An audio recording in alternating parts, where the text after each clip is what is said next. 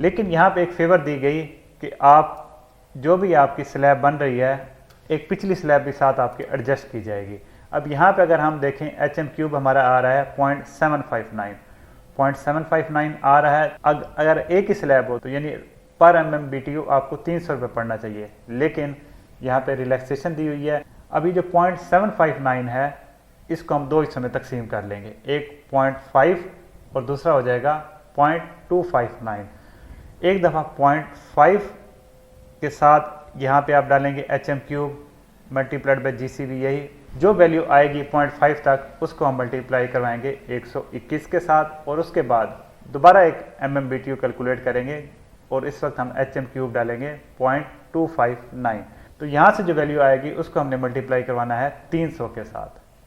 ये जब हम सारी चीज़ें करवा लेते हैं तो जो हमारी गैस की कीमत आती है वो है जी 481.96।